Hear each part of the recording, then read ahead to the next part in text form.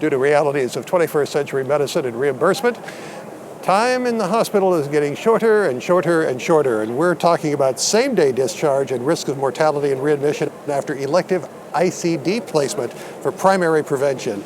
This is from the March 10th issue of JACC, and I'm talking to Dr. Paul Hess, who is a Duke University fellow. Yes, right. This is a great paper because you start off talking about the fact that it used to be they would spend a little bit more time, maybe a full day, then it got down to that, and now same-day discharge is an option, or is it?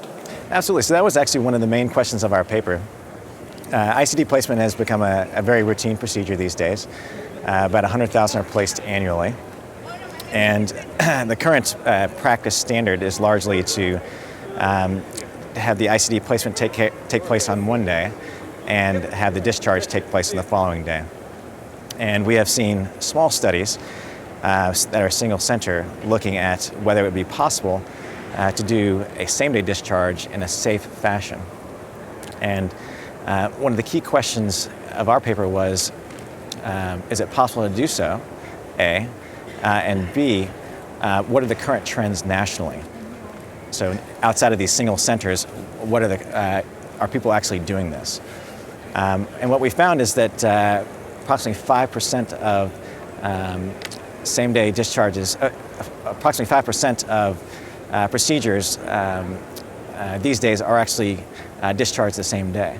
And this was certainly unknown to us, and superimposed on this very surprising finding was that the safety signal was very nice insofar as there did not appear to be any significant differences between groups that are discharged the day after ICD placement and those who are discharged the same day. So what was the database you used in order to pull this information? The database we used was the NCDR ICD registry linked with Medicare claims data. So 95% of people are essentially, as far as we know, being discharged the next day? Absolutely. Are there any that are being discharged after that? Certainly. There's a certain subset of folks who are admitted for reasons other than ICD placement. And there are also folks who experience complications who would have an extended stay. We excluded both of those sets of patients because we wanted to look at primarily elective placement of ICDs. Right.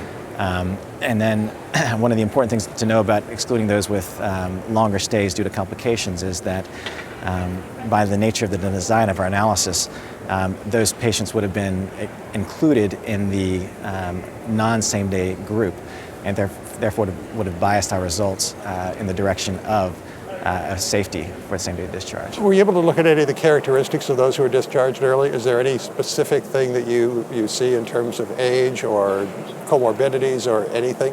Absolutely. Some of the salient findings in terms of those who are undergo same-day discharge are that providers who are trained by thoracic surgery or electrophysiology fellowships are less likely to do same-day discharge. And then, interestingly, same-day discharge happens more commonly in suburban,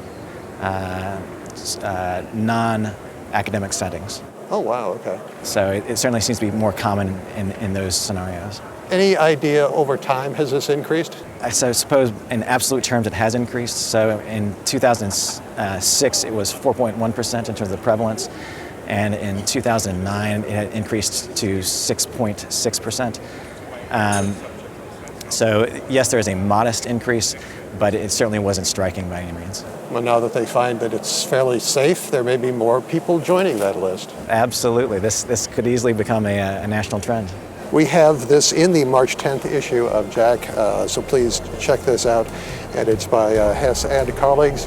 For Cardiol Source World News, I'm Executive Editor Rick McGuire.